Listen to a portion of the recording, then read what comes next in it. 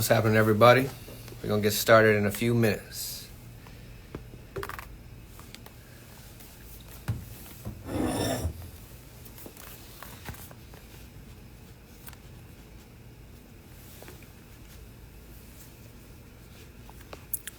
What's happening, Kev? Good to see you, bro.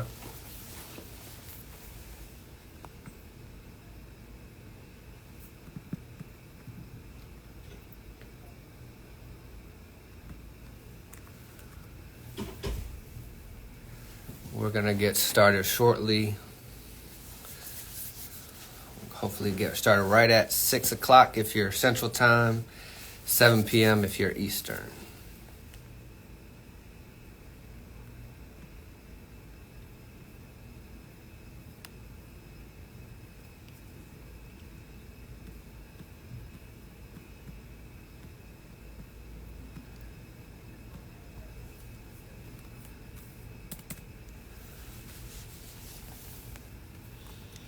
All right, let me reach out to Porsha so I can get her in here.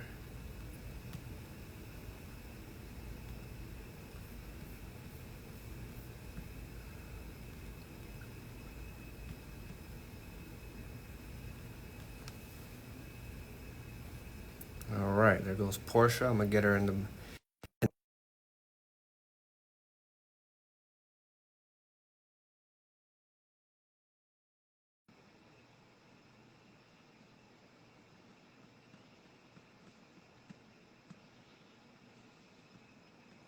Hi, Hey, hey. how are you? Doing well. How about yourself? Good. Look at us going live for the first time.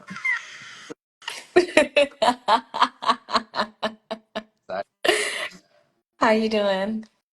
I'm good. Had class today. Class was good. No complaints. How about you? Good, holding steady. Just preparing for our presentation on Friday morning. Yeah, it's gonna be exciting. Yeah. Hi, So for the everybody. folks that are on the line, we're gonna get started in about 4 minutes. I don't have any elevator music to play, but it's all good. Absolutely. Porsha, what's your favorite way to have a potato?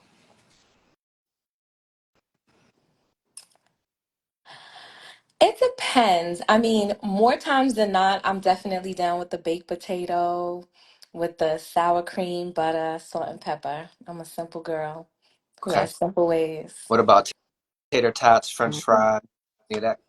No. Um, French fries, yes. French fries are fun. Mashed potatoes, garlic mashed potatoes are good. Also sweet potatoes. I almost forgot about candy yams. A Mm, vital part of my yeah. operation. I hmm like. What about you? Um, I am a potato snob. I love shredded hash browns. Sometimes Fair. Okay. Okay. they hash browns and like home fries, but no, hash browns are a thing by themselves. They got to be shredded. They got to be crispy, a little salt. Uh, I feel it's a that. it's kind of a running joke in my family. Whenever I would, we'd be ordering breakfast, and I'd ask for hash browns, and I would say extra crispy. I would never get them extra crispy. Like a little running joke in my family. But yeah, I love hash browns. I mean, I love any potato. I like French fries. I like tater tots. I can do it all. That's so funny. That's never occurred to me. Hmm. I also really enjoy au gratin potatoes. I can't get involved in that. Is that the one with the cheese? Yes. I want no parts of that. I don't want to be involved. Well, Even though, bizarrely enough, with a baked potato, you could throw some shredded cheddar on my baked potato, and you but be, au gratin makes me yeah, uncomfortable. Mm-mm. I'm a big fan of potatoes. Cool.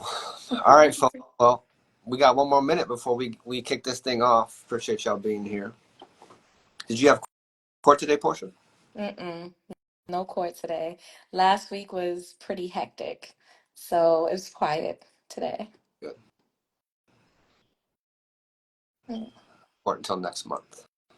Oh, lucky you. Yeah. Well, I feel like next month is like in 2 weeks. Yeah. I guess it's beginning of December, but um, get a little bit of a break. Good, good. We all need one. Are you almost done teaching? The semester's almost over. Yeah, I think November 26th is the last class. Lucky you. You had some good students. I You did. had some really good students. You had some good, good students.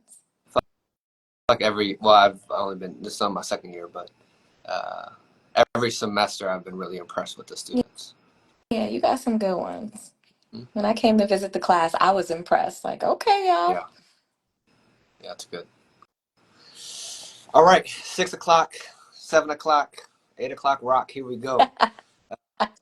Welcome, everybody. My name is Will Snowden, director of the Juror Project, and I am here with Porsha Shaf'on Venable, who is our brand spanking new deputy director. Hey. Hi, Uh, everybody. uh, we are just so excited to join you all this evening to tell you a little bit about the work of the Juror Project, as well as some concepts of the things that we cover with the Juror Project. And we're going to be talking about jury nullification this evening. And we're going to share with you a few accomplishments that we've experienced this year and things that are on the horizon for us. So first, let me just share with you about the Juror Project. We are a nonprofit that focuses on a few things. One, we're trying to increase diversity of our jury panels. Two, we're trying to improve people's perspectives of jury duty. And three, we're trying to arm people with the tool and knowledge of jury nullification as an ability to serve as a check on the government, to basically represent the voice of the community in the jury box as it relates to this conversation of whether or not the laws of the government are still consistent with the values of the governed. And Porsche is going to give us a lot more insight into jury nullification in a little bit. I want to tell you a little bit about my background, and I'm going to invite Porsche to do the same in a minute. Um, I started the Juror Project when I was a public defender here in New Orleans. And specifically, there was a case where I was representing somebody who was charged with possessing 2 crack rocks and 3 pills without a prescription. And this person was facing 20 years to life in prison, not for possession with intent to distribute, not for actual distribution, but for being somebody who had prior felony convictions. And since their 4th alleged offense, our habitual offender statute, or our 3 strikes law, basically says that the exposure would be 20 years to life. And as I'm doing my jury selection, an older black man raised his hand. He says, "You know, Mr. Snowden, I can't vote guilty for your client because it sounds like he has a drug problem and needs help." And there were about 4 to 5 other black and white jurors who essentially said the same thing, that people who are charged with substance use issues and simple possession of drugs don't belong in prison. They belong in facilities where they can actually get help with their addiction. And when they were saying these comments, my baby public defender heart smiled, because I knew that was exactly the type of people that we wanted on our jury. But when I sat down, the prosecutor stood up and they struck all of those folks from the jury. And then I realized that this concept of having a fair cross section of your community was not a reality that was being carried out in our courtrooms on a daily basis. So it became crystal clear to me that I had to take my fight from the courtroom into the community to educate folks about jury service, to educate about the power that exists within that jury box, and then think creatively on how we make sure people have the right mindset when it comes to serving on our juries. So that's a little bit about me. I want to invite Portia to share a little bit about herself. So, right now, I am proudly the Deputy Director of the Juror Project. I'm also a public defender at the Bronx Defender's Office. So, my relationship with this idea of people power started long before I ever walked into a courtroom. For those of you on the call who know me very well, you know that I grew up with my mother being addicted to drugs. And I saw how systems treated my grandmother, whether it be the child welfare system, whether it be the criminal legal system, or even the civil legal system. And so, as I grew up, I really began to think about what can we do, right? What can we do to reclaim our power? It was never lost on my grandmother the fact that her voice really had no value. She often talked to me and she often used the phrase, they're going to do what they want to us anyway. And I really wanted to reimagine what that looked like and what that felt like. And so, as a community member, as a social worker, and even now as a lawyer, I think about what people can do to reclaim their power. And jury nullification is it. Well, take us there, Porsha. What is jury nullification? How has it been used historically? Perhaps how do you see it being used in 2024? So, jury nullification has always been a part of the colonized United States. Those that colonized this country literally utilized it as a mechanism to buck back right at the crown. So, every single time folks over here were getting prosecuted for things that were crimes over there, they would nullify. And so, after a while, right, things that were often crimes could no longer be prosecuted because they couldn't get convictions. And so throughout our history, we see that. Now, unfortunately, we most often see it, or we had initially seen it in the South, right? Where all white juries were acquitting white defendants for visiting harm on Black people. And we saw it during Prohibition, right? When consuming, producing, and selling alcohol was illegal, right? Prosecutors could not get convictions. And so now, right? We can enjoy our old fashions and rosés in peace. It's no longer a crime. And we even see it now with drug crimes, right? It's how a lot of drug courts and mental health courts are created. So as the pendulum shifts, right, and our communities begin to harness their power and speak, prosecutors and other government actors begin to realize that they have to change their ways. And that's one of the benefits of jury nullification. You want me to define it now or later? Do it now. Give it to us. So, jury nullification at its core is simply voting your conscience, right? And for those of you that are not involved in the criminal legal system, a prosecutor, when you are prosecuting someone for a crime, has the burden, the only burden in the courtroom, to prove every element of every single crime charged. And when an individual or jury nullifies, that means that despite the fact that the prosecutor did their job, they proved every element of every crime, the individual or the community as a whole says not guilty. They allow the accused to go. So, Porsha, there's a little tension, I know, in A some lot of people's tension. minds, idea of how can we vote not guilty for somebody who is factually guilty? Don't we have to follow the law? Can you kind of break that down for us? No. And so that's one of the interesting things. As I was studying jury nullification, legislators and other individuals that are thinking about codifying laws don't often come into our communities and ask us about laws that are passed, right? And so, as a community, we are allowed to reject those laws. Who's going to check you?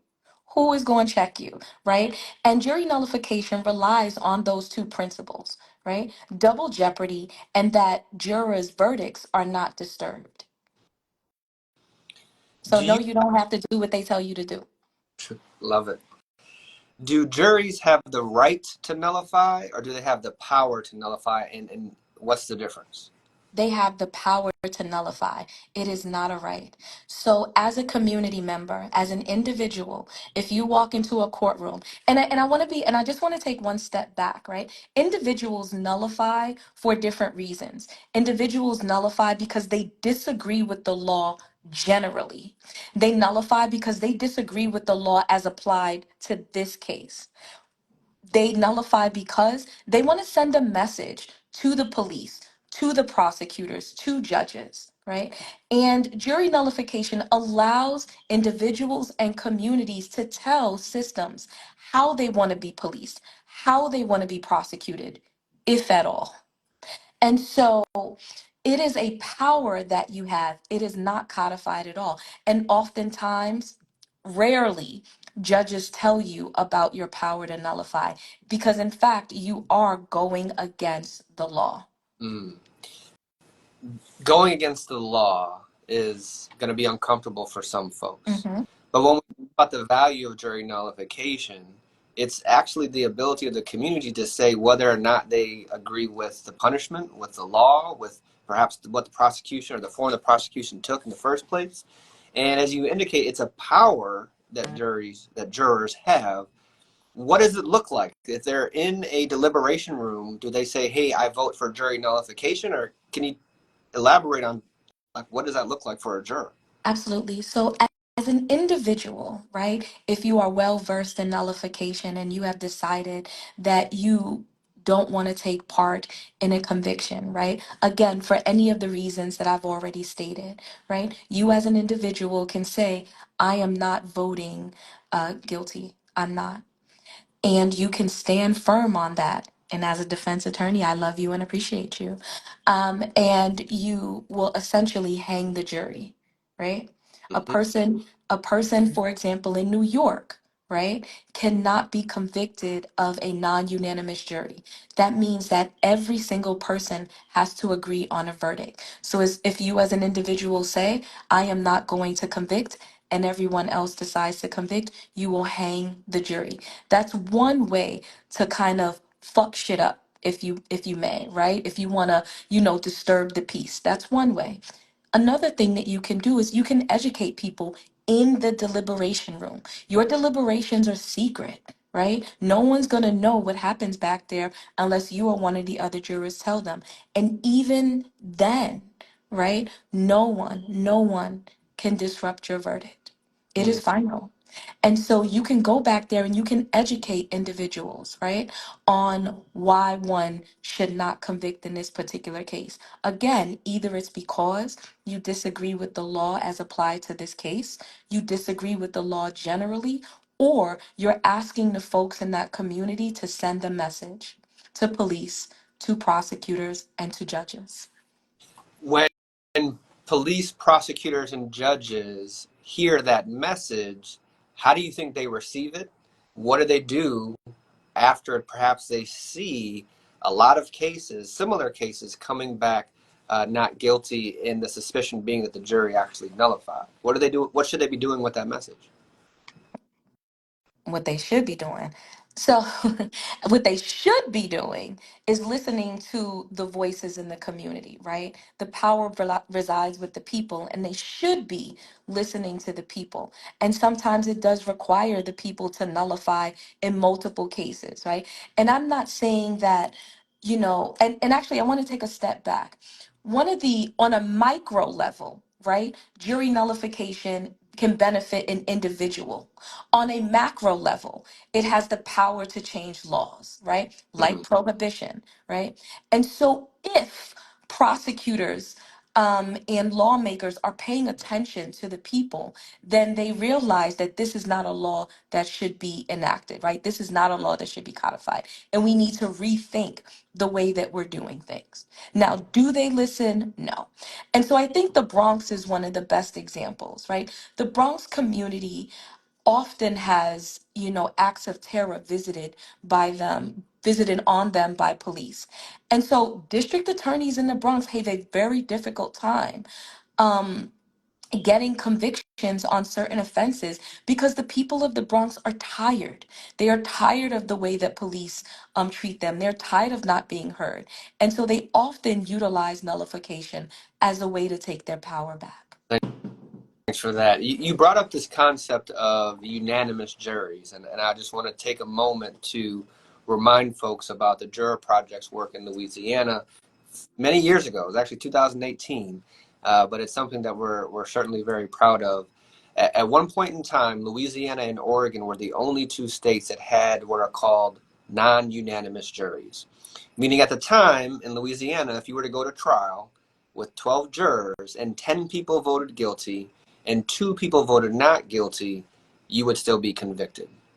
When we looked into the history of that law, we pulled the transcript from the 1898 Constitutional Convention, and there was an individual by the name of Thomas Semmes who made it very clear what that convention was about.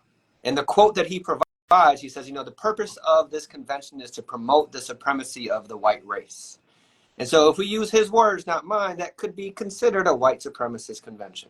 And a product of that white supremacist convention were non-unanimous jury verdicts designed to do two things. one, to nullify the black vote if and when black people were able to serve on the jury, and two, continue this system of being able to easily convict black people because we had an institution of convict leasing at the time. We all know that when the 13th Amendment passed, yes, it abolished slavery, but it created this exception, but for the criminal punishment, slavery can still be utilized. And so in Louisiana and many other states that had the institution of slavery, they wanted to replace the free labor that they were getting from enslaved people with people who have been convicted of, a lot of times, very made up crimes, for lack of a better term. Now we have unanimous juries. In Louisiana, there was a huge coalition called the Unanimous Jury Coalition that came together and helped to get this amendment on the constitutional, get this amendment on our ballot. And Louisiana overwhelmingly supported requiring unanimous juries in our state. And Oregon has since changed their unanimous jury requirement as well. So I just wanted to provide that context in terms of work that we've done in the past and what it means to have a unanimous jury verdict and why that is so important to protect the individual liberties of people who are being accused of a crime. Right? We know that there is a thing called the burden of proof. But in Louisiana, when we had non-unanimous juries, we had a lessened burden for the prosecutors when they were trying to secure convictions because they did not have to prove their case beyond a reasonable doubt for every single juror. They only had to do it for 10 of those jurors. And that certainly had a disproportionate impact on black people in Louisiana and on innocent because as we know from the Innocence Project of New Orleans, that since the 1989, there were about 13 people who were exonerated who were originally convicted via a non-unanimous verdict, meaning that there was either one or two people on those juries who voted not guilty, but because we did not require unanimity, those people were still sent to prison, serving time for a crime they did not commit. So, Porsha, when you tell us that there's one person who votes not guilty and there's 11 people who vote guilty, that's considered to be a hung jury, it makes me think of those cases of those innocent people who had one or two people who voted not guilty. But since Louisiana did not require unanimity, we could not prevent that injustice from happening and sending those innocent people to prison. And we have to remember that when an innocent person is convicted of a crime they did not commit, the person who actually committed the crime is not being held accountable. And we don't necessarily have to get into the conversation today, perhaps at another talk, about whether or not our systems of incarceration are actually the best forms of accountability. But I want us to emphasize the role that the jury can play in terms of preventing those injustices from happening. Absolutely. So we're talking bit about some of the things the Juror Project has been involved in. I do want to share something that Porsha and I have wrapped up from last month. And this was a great partnership in Washington, D.C. And Porsha, I just want you to give us a little insight. Like, who were we working with? What were we doing? Because that's definitely an accomplishment of ours where we're taking this show on the road, working with community organizations across the country. And I was wondering if you could provide a little bit insight about the work we were doing in Washington, D.C. Absolutely. We had the privilege and the pleasure of working with Harriet's Wildest Dreams. Shout out to Harriet's Wildest Dreams. We were afforded the opportunity to do two things.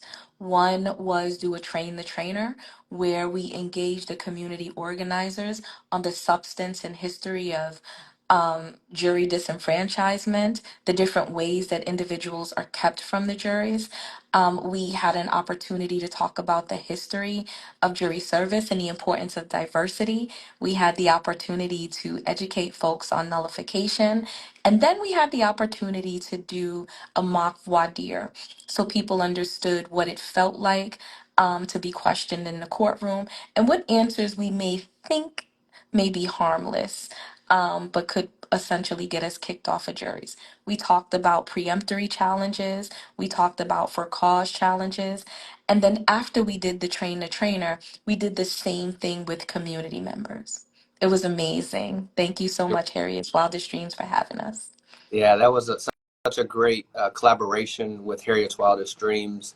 And just a really reminder for us in terms of the importance of the work that we're trying to do is that a lot of folks have questions about jury service. There's a lot of myths and misconceptions about jury service. And if you're tuning in right questions about jury service, throw them in the chat box and we'll be happy to get to them at the end of our talk. When I think about other accomplishments that we have on the horizon, we have different engagements and opportunities to work with other jurisdictions. Porsha and I will be in Atlanta on Friday giving a presentation to some lawyers with the National Legal Aid and Defender Association. We're having conversations with folks in Wisconsin and in Minnesota and New York. And what's really exciting is we're getting this increase in momentum about having a conversation about what should our juries look like. And we have to remind that our juries are systems of democracy, meaning that they're microcosms of a democratic process supposed to be representative of the community where the trial is taking place. And it is literally an opportunity for you to see the impact of your vote, right? In the jury system, there is no electoral college, right? You vote, and that is going to directly impact whether or not a person is going to be found guilty of a crime or whether or not they're going to be acquitted of a crime. When we think about the United States of America, we often talk about three different civic duties. We talk about military, which is an important civic duty. We talk about voting, which is an important civic duty. But very rarely do we talk about jury service. One of the exercises that Porsha and I do is we invite attendees to take out their cell phones, to open up Google, and to simply type in 5 words: how to get out of. And you don't even have to finish the sentence because Google is going to automatically populate jury service, which is an indicator for us that there are more people in our country who are researching how to get out of jury service as opposed to being excited about serving on an actual jury. So a lot of the work that Porsha and I are doing is we're trying to change people's mindset about the importance of jury service, about the value of your presence, and about the power of jury nullification. So with that in mind, Porsha and I would love to invite you all to join us in this work. And that could be in a variety of forms. One ask that we have of you is that if you are part of a community organization that you think would get value from a conversation or presentation from us, slide into our DMs and let us know, because we would love to travel, meet communities from around the country to have this conversation about jury service. But also on Tuesday, we're going to be launching a Giving Tuesday campaign because we want you to join your money with ours, right? Porsha and I are dedicating our time, our resources into building and growing this nonprofit, and we need your support. So we want you all to be on the lookout for our Giving Tuesday campaign to do 2 things. One, we want you to make contributions if you can, but 2, we also want you to share the work of the Juror Project, because we know that with community, we can really do a great job of changing the mindset around jury service. We can do a great job of restoring power to the community through the jury box. And we can just do a great job of really having more of an engaged process with what we want our criminal legal system to look like. So with that in mind, Porsha, Friday will be in Atlanta. Give the folks a little bit of insight in terms of what we're going to be doing and who we're going to be meeting with. We're super excited to be meeting with a combination of community members and attorneys. And one, we're going to be talking to them about the importance of jury service and jury diversity. We're also going to be talking about nullification. But for the attorneys, we're going to be talking to you about what this looks like and how you can essentially use this in this work to push the needle forward. I know that, for those of you that are feeling sort of stagnant and concerned given what happened last week, we want to know what we can do. What is something we can use?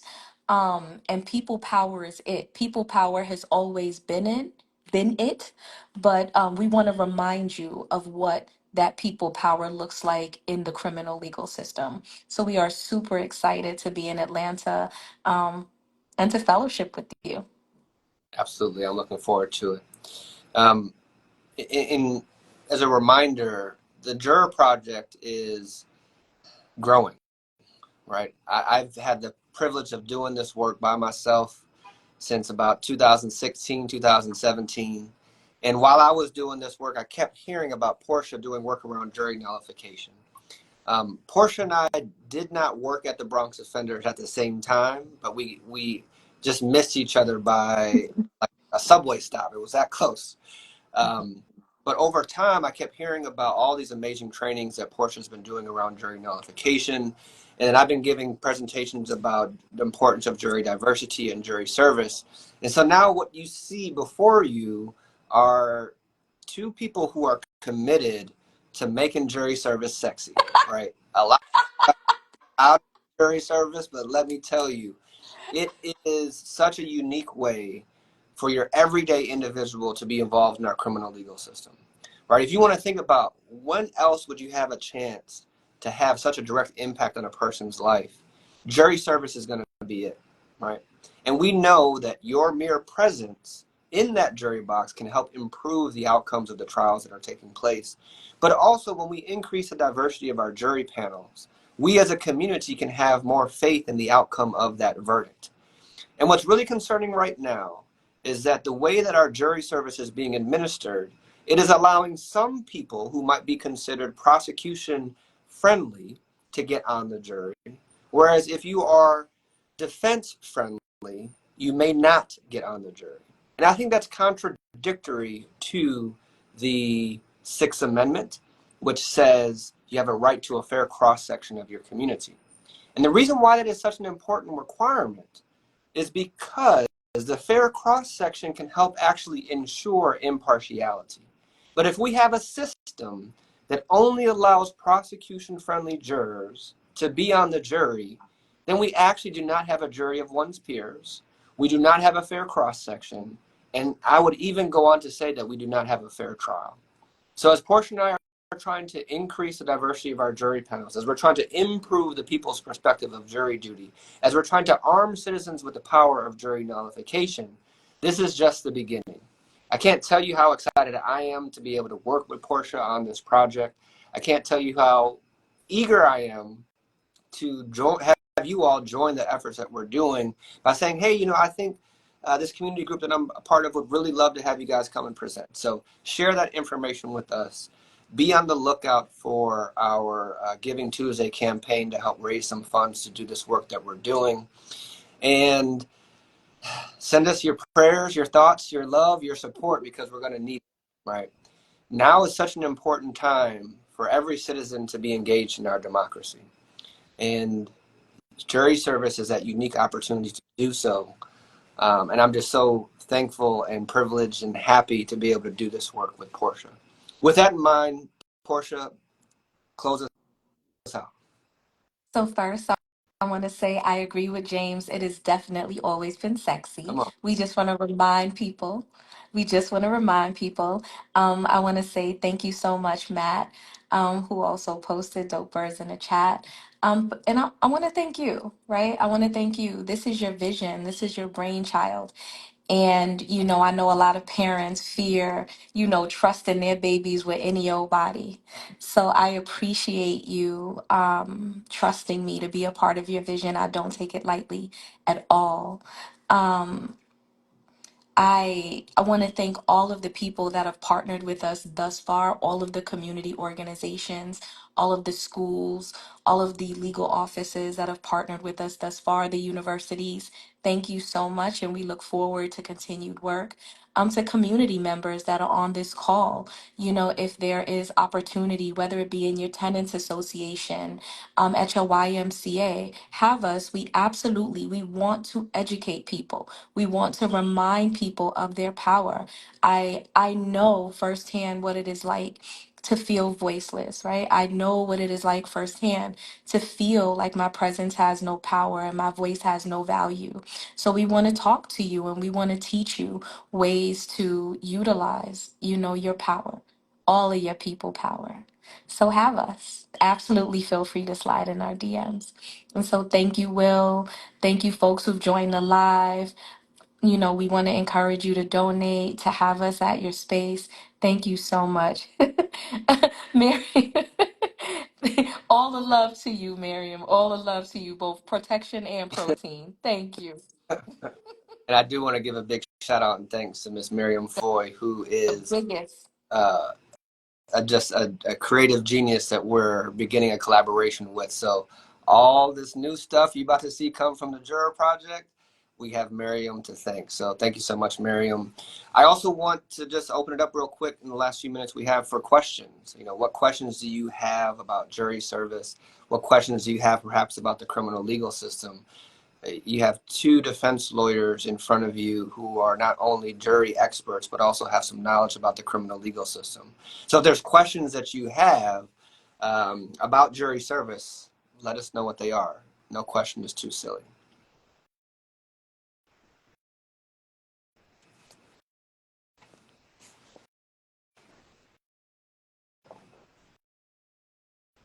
People may not want to put all their business out on the street, and I ain't mad. You ain't wrong. All right. I ain't mad. You ain't wrong. I love it. Well, with that, we're going to come to a close. Thank you, everybody, for joining us. It's been really excited. Um, we do have a question. What's the T on volunteering for jury service? A great question. In the state of Louisiana, and particularly in New Orleans, we've been having conversations about what does it look like to volunteer to serve on a jury.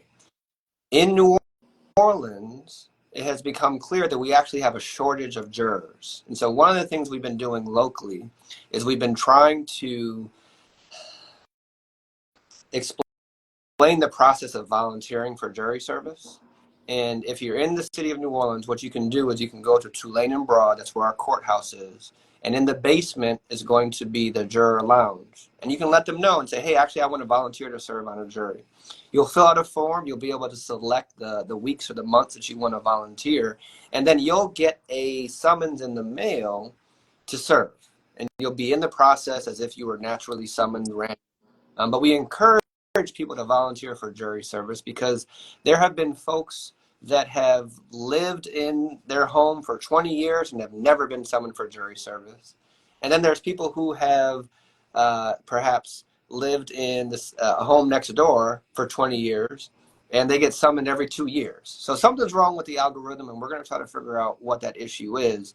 But volunteering to serve on a jury is a really great way to make sure we're increasing the diversity of our jury panels and bringing all of your expertise and experience to that jury deliberation process. So right now we have a lot of information about the process in New Orleans to volunteer on juries. I believe Maine also allows people to volunteer on juries, but I'm not as familiar with that New process. York does Okay, not. thanks for that. Uh, my guy, Josh Pichon, has a great question. I'm a 39-year-old black man from New Orleans. Why have I not been asked to be on a jury panel? Thanks for that question, Josh. In New Orleans, we use two lists to summon juries. We use voter registration lists and we use DMV records. I happen to know Josh. I know that he is a registered voter. I also know that he has an active driver's license. So it is perplexing that somebody with those characteristics would not be summoned to be on a jury. And again, I think that is just indicative of a problem that we have with the algorithm of selecting or summoning people to serve on our juries. And I strongly believe that the process should be one person should not be summoned twice before everybody who's eligible to serve to be summoned at least once. Right? We don't want to create a fatigue for people being summoned all the time. Right? We want to make sure we're sharing that opportunity to serve across the city of New Orleans or across whatever city you might be tuning in from, so that you have that opportunity to participate in this very important civic duty, but also that you're not serving too much that it creates a negative mindset and you loathe the actual opportunity to serve. So Josh, I wish I had a better answer for you. I think there's something wrong with our algorithm that's summoning people because your story, I think, is shared with a lot of other folks in New Orleans that they perhaps lived here their whole lives and have never been summoned for jury service. What other questions do folks have? And thanks for that question, Josh.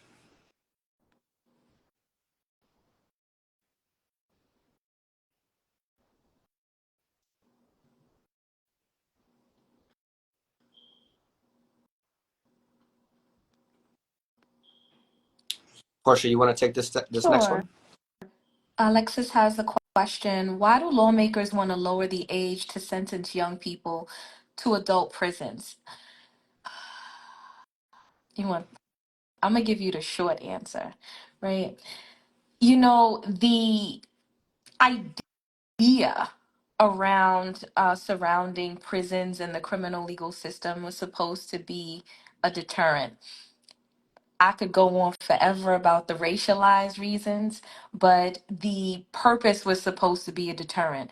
Nowadays, people feel like, as someone who represents young people, people feel like young people are committing more crimes and are becoming more violent. I disagree with that wholeheartedly for a million of reasons, right?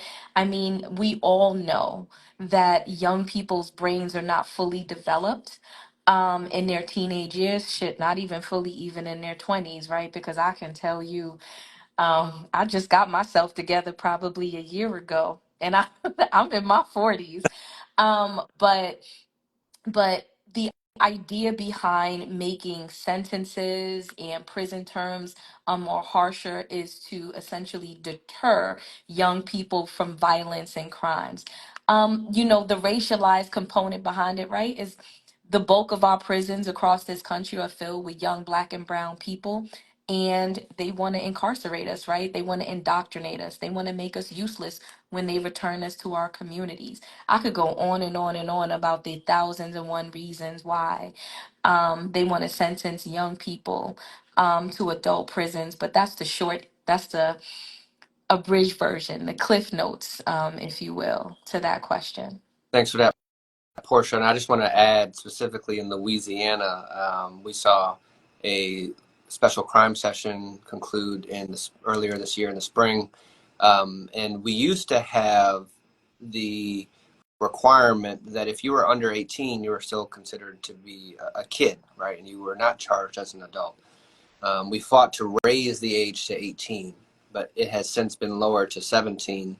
And I think part of the efforts that we have seen is the ability to punish people much more harshly, because it gives us this false sense of security that if we can punish people, we can send a person for much longer times. That's going to make us safe.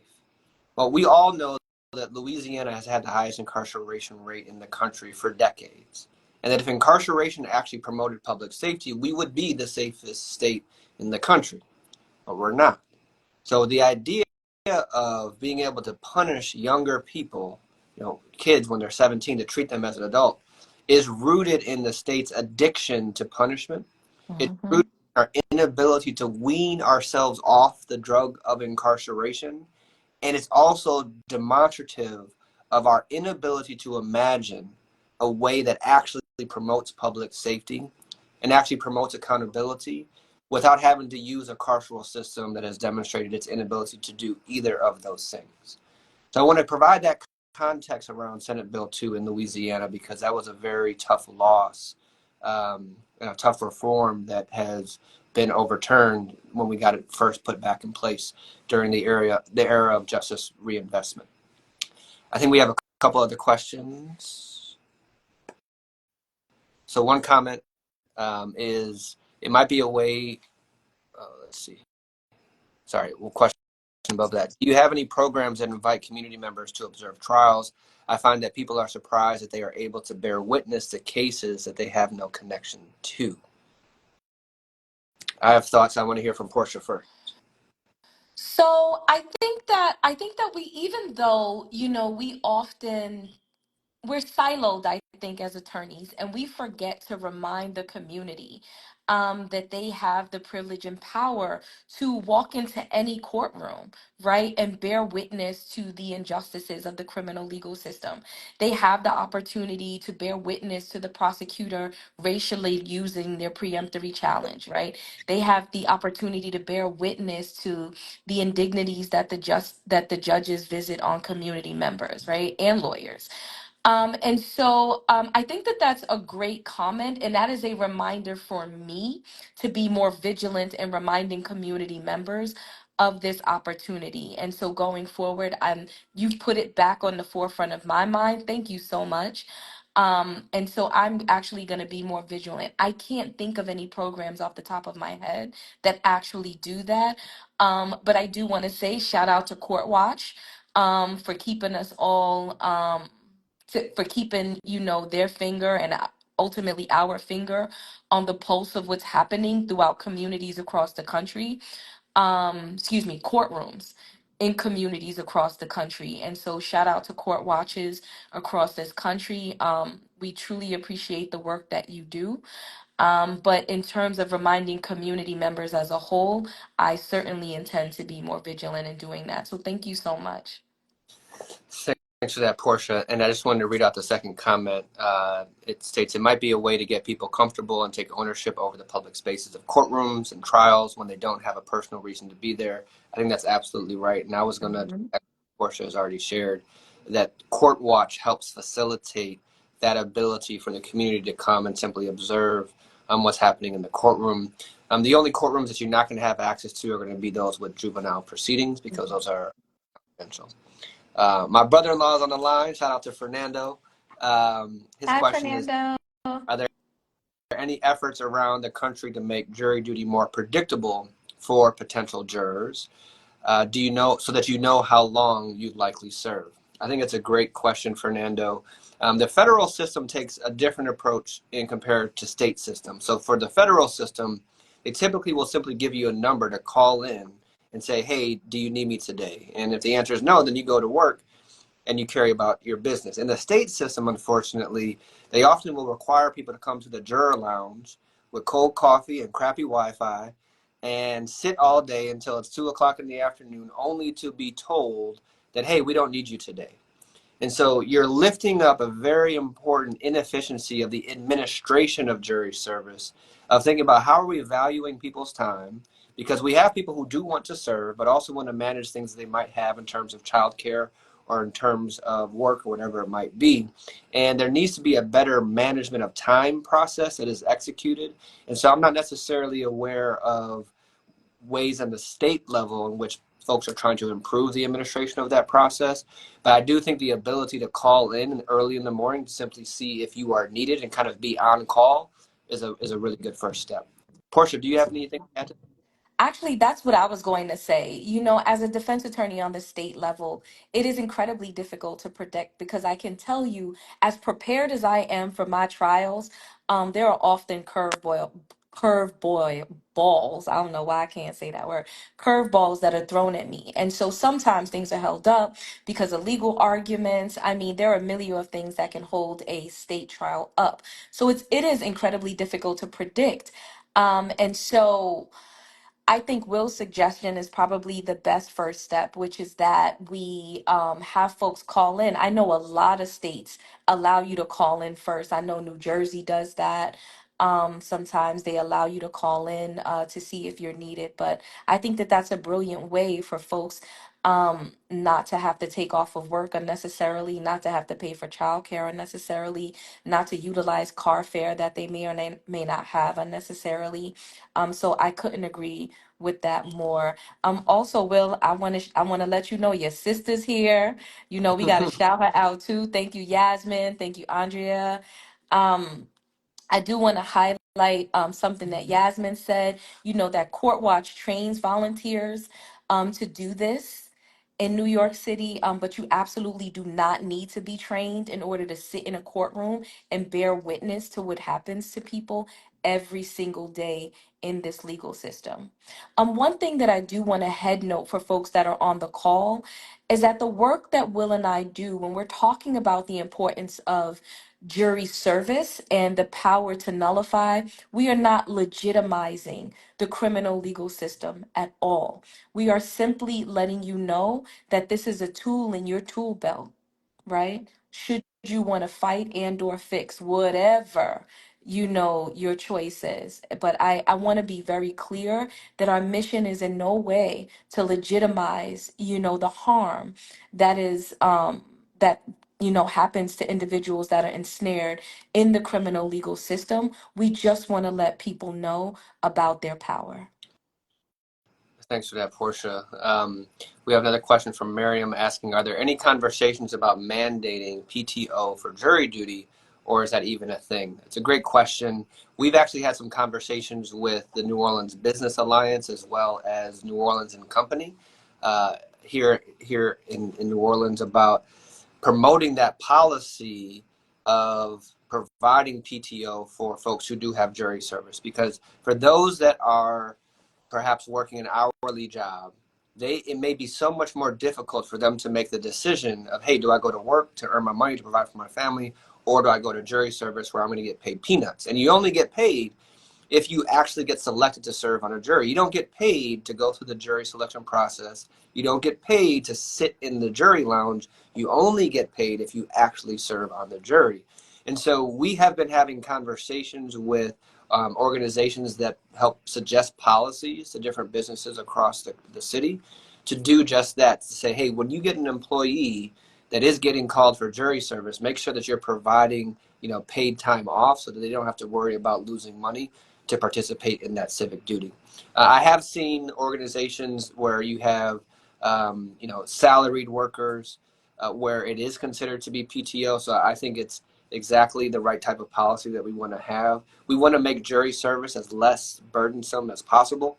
And there are literally some people who simply cannot afford to take time off of work to go serve on a jury. And so one of the ways in which we can remove that barrier is to ensure they're still getting paid as if they showed up for work. Absolutely. Absolutely. Andrea is a reminder while we're here. Andrea is letting us know that nullification is taking back people's power, absolutely and always. That's right.